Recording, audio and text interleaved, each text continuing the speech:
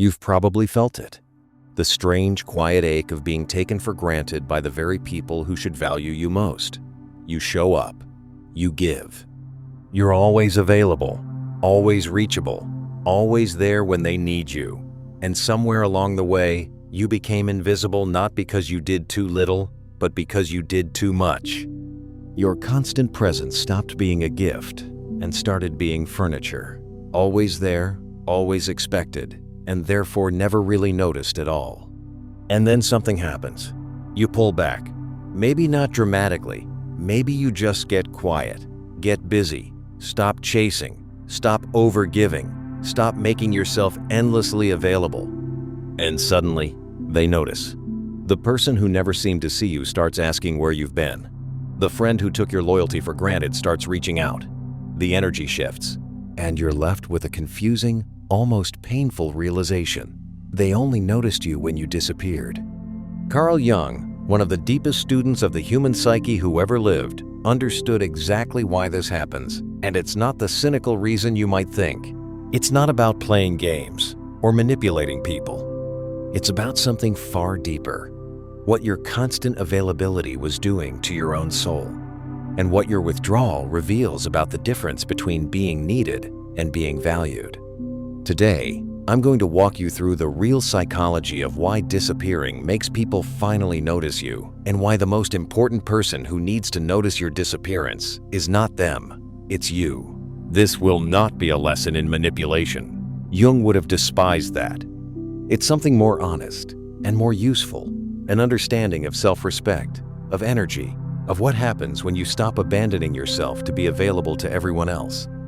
And by the end, you may realize that the disappearance you need isn't a trick to make them come running. It's a return to yourself. If you've ever been taken for granted by people you gave everything to, type "I see it now" in the comments. Let's begin. Let's start with the uncomfortable truth about why you became invisible in the first place. Because it wasn't bad luck, and it wasn't that the people around you are simply cruel. It's a pattern, and it's one that you participated in without knowing. When you are constantly available, when you always answer, always show up, always give, always put yourself last, you unknowingly train the people around you to stop valuing your presence. Not because they're monsters, but because of a basic truth about human psychology. We do not consciously value what we believe is unlimited and guaranteed. Think about it. The things people treasure are the things that are rare, that require effort, that could be lost. Air is the most essential thing in your life, and you never think about it until you can't breathe. Your constant, unconditional availability became like air to the people around you. Essential, but invisible, precisely because it was always there. You made yourself so reliably present that your presence stopped registering. You became the background of their lives instead of a figure in it.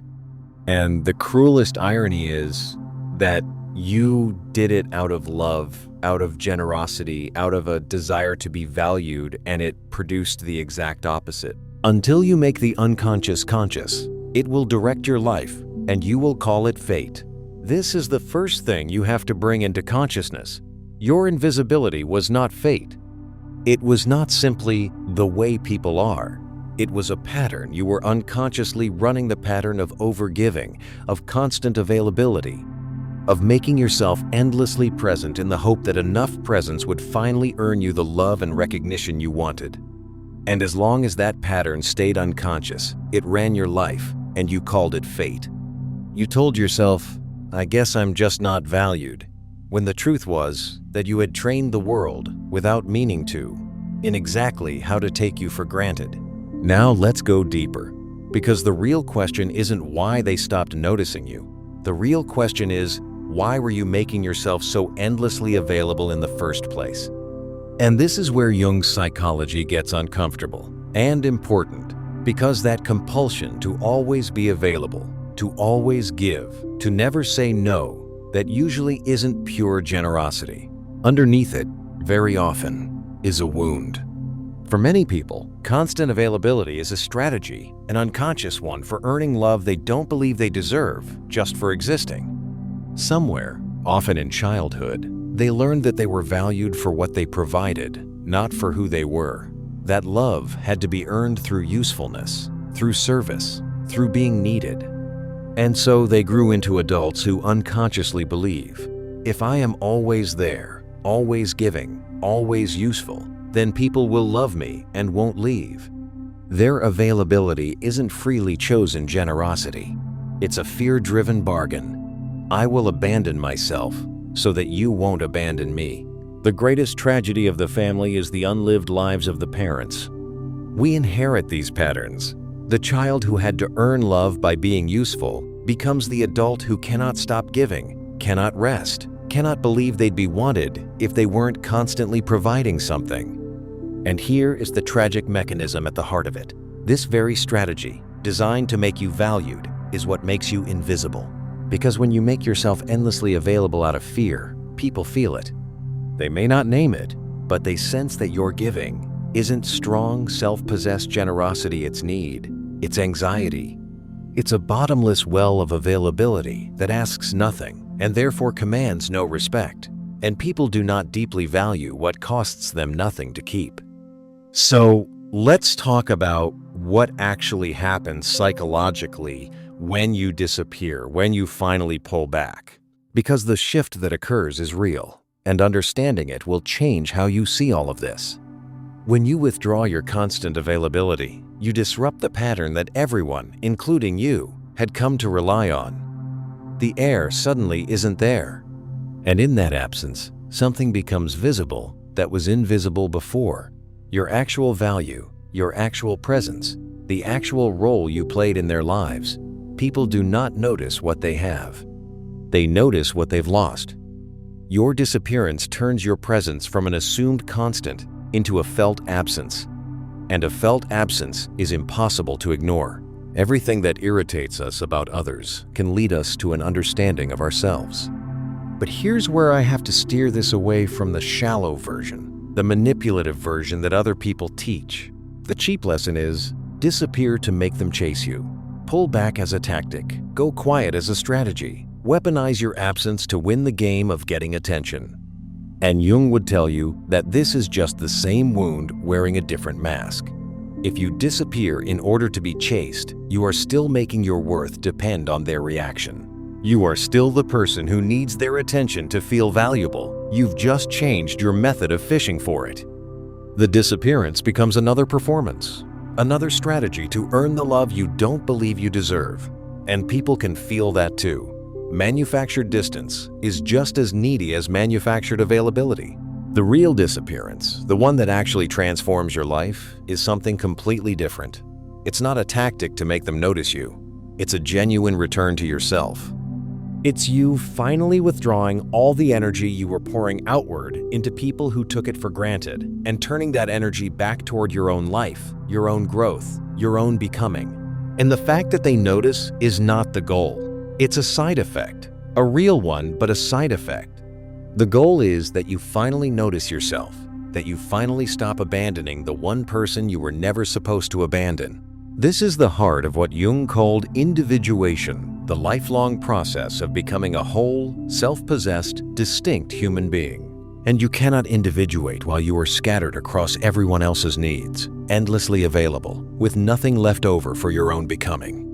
The energy you spend being constantly available to others is energy stolen from your own development. Every hour you pour into being needed is an hour you don't pour into becoming who you actually are. Disappearing, in the real sense, is reclaiming that stolen energy and finally investing it in yourself. Your vision will become clear only when you can look into your own heart. Who looks outside, dreams. Who looks inside, awakes. Do you see the shift? The person compulsively available to everyone is always looking outside, scanning others for approval, for signs of being valued, for permission to feel worthy. Their whole attention is aimed outward, at the reactions of people who take them for granted. To disappear, in Jung's sense, is to finally turn that gaze inward, to stop dreaming of being valued by others, and to wake up to your own life, your own worth, your own becoming. And the strange paradox is that the moment you truly turn inward and stop needing their recognition, that's exactly the moment they start to give it. Not because you tricked them, but because a self-possessed person who has stopped needing you is genuinely more compelling than an anxious one who needs you desperately. Let's talk about that paradox directly, because it's one of the most important truths in all of human relationships. The more you need someone's validation, the less you tend to get it. And the less you need it, the more genuinely self-sufficient and whole you become, the more it tends to flow toward you. This isn't a trick or a cosmic joke, it's psychology. Neediness repels, wholeness attracts. When you are desperately available, you communicate in 1,000 invisible ways that you don't value yourself, and people take their cue from you. They value you exactly as much as you appear to value yourself. But when you withdraw into your own life, invest in your own growth, and carry yourself as someone whose time and presence are precious, people sense that too, and they recalibrate.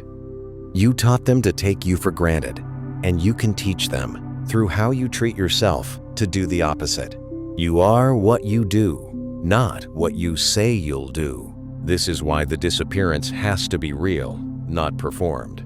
You can't fake self-worth. You can't pretend to be self-possessed while secretly refreshing your phone, waiting for them to notice you're gone. People feel the difference between genuine self-respect and a strategy dressed up as self-respect. The transformation only works when it's true, when you actually stop needing their validation because you've built a life and a self that don't require it. That's why the real work is never about them at all. It's about becoming someone who is genuinely whole, genuinely full, genuinely at home in their own life, and letting other people's changed behavior be nothing more than the natural consequence of that. Now, I want to be very careful and very honest here, because this idea can be misused, and Jung would insist on the distinction. Disappearing is not about punishing people, going cold to hurt them, or withholding love as a weapon. That's not self-respect. That's cruelty, and it comes from the same wounded place as compulsive availability. The healthy version of this is not, "I'll withdraw to make you suffer and come crawling back." The healthy version is, "I will stop abandoning myself. I will invest in my own life. I will give from fullness rather than from fear. And I will let my relationships reorganize themselves around the person I'm actually becoming." One is manipulation, born of a wound. The other is maturity, born of healing. They can look similar from the outside, but they come from opposite places, and they lead to opposite lives. Let me also be clear about who this applies to, because it's important. Not everyone in your life is taking you for granted. There are people who genuinely value you, who would notice your absence not because they lost a service, but because they lost you. This isn't about withdrawing from everyone or becoming guarded and cold with the whole world. It's about noticing where your availability has become self-abandonment, where you're giving out of fear rather than love, where you're being valued for your usefulness rather than your presence. Those are the relationships that need the recalibration. The ones built on genuine mutual care don't need you to disappear. They need you to show up as your whole self, which is a different thing entirely. So how do you actually do this? How do you disappear in the real, transformative sense, rather than the shallow, manipulative one?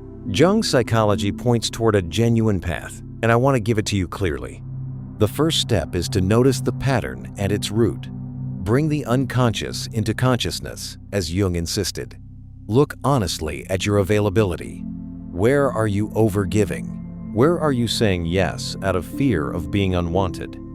Where are you making yourself endlessly reachable, endlessly useful, endlessly present and calling it love, when underneath it's really a bargain to earn love you don't believe you deserve for free? You cannot change a pattern you can't see. So the first act is simply to see it, to recognize that your invisibility was created in part by your own fear-driven availability, and that the wound underneath it is the real thing that needs healing. The second step is to withdraw your energy from where it's being wasted and redirect it toward your own life. This is the actual disappearance, and notice that it's defined by where the energy goes, not by making anyone chase you. Take the enormous energy you've been pouring into being available, the constant answering, the overgiving, the anxious presence, and pour it back into yourself, into your own growth, your own goals, your own neglected dreams, your own becoming. The people who took you for granted will feel the withdrawal, yes, but that's not the point. The point is that for the first time, you're investing in the one life that is actually yours to build. You disappear from the role of the endlessly available giver, and you appear in your own life as its main character. The third step is to heal the underlying belief that your worth depends on being useful. This is the deep work, and it's the only permanent solution. As long as you secretly believe you must earn love through service, you will always slide back into compulsive availability, no matter how many times you pull back. The real freedom comes when you begin to believe, truly believe, that you have worth simply for existing, that you deserve love and presence and care not for what you provide but for who you are. When you no longer need to earn your place through usefulness, your availability transforms from a fearful bargain into a free choice. You'll still give, but from fullness, not from fear. And giving from fullness is strong, self-possessed, and deeply attractive in a way that anxious giving never was. And the fourth step is to let go of the outcome entirely. This is the hardest and most important part, and it's the true test of whether your disappearance is real or just another strategy. If you're withdrawing while secretly monitoring whether they notice, whether they chase, whether they come running, then you haven't disappeared at all. You've just relocated your neediness. The real disappearance requires genuinely letting go of what they do. Maybe they notice and come running. Maybe they don't. Maybe some relationships strengthen and others quietly fall away. And you have to be okay with all of those outcomes, because the disappearance was never about controlling their response. It was about reclaiming your own life. When you can truly release the outcome, you'll know the transformation is real. And paradoxically, that's exactly when they're most likely to notice, precisely because you've stopped needing them to. Here is what Jung ultimately understood, and what I want you to carry out of all of this. The reason people finally notice you when you disappear is not a trick of human vanity, and it's not a manipulation tactic to be exploited. It's a mirror. Your disappearance reveals the truth that was always there but hidden. That your constant availability had made your presence invisible. That you had been abandoning yourself to be available to others. And that your real value was never in what you provided, but in who you are, a truth that could only become visible once your presence stopped being guaranteed. But the deepest lesson isn't about them at all. It's this: the person who most needed to notice you was you. For all those years of being endlessly available, of overgiving, of scanning others for the validation you couldn't give yourself, you were the one who wasn't seeing you. You were the one taking yourself for granted, treating your own time and energy and presence as unlimited and worthless, spending yourself on everyone but you. The disappearance that changes everything is the one where you finally turn toward yourself, finally value your own life, finally stop being invisible to the one person who should have been paying attention all along. And when you do that, when you genuinely reclaim yourself, invest in your own becoming, and stop needing the world's validation to feel whole, a remarkable thing happens. The people worth keeping notice, and they recalibrate, and they begin to value you as you now value yourself. The people who only wanted your usefulness fall away, and you let them go without bitterness, because you no longer need them to feel worthy. And you, at last, become the self-possessed, whole, distinct person Jung called the goal of a human life. Someone whose presence is a gift, given freely from fullness, not a bargain offered anxiously from fear. So, the choice before you is not really about disappearing to be noticed. It's about whether you'll keep abandoning yourself to be endlessly available to people who take you for granted, or whether you'll finally come home to yourself, reclaim your stolen energy, and build a life so full and self-possessed that your presence in it becomes something precious again. The noticing, when it comes, is just the world catching up to a decision you already made about your own worth. So I'll leave you with the only question that matters. Will you keep making yourself invisible through endless availability? Or will you disappear into your own life, reclaim yourself, and finally become someone you refuse to take for granted? If your answer is the second one, drop "I'm coming home to myself" in the comments right now. Speak it into existence. Make that promise to yourself. Because when you disappear, they finally notice that part is true. But the real transformation was never about them noticing you. It was about you, at long last, noticing yourself. And the moment you truly do, you will never be invisible again, least of all to the one person who matters most.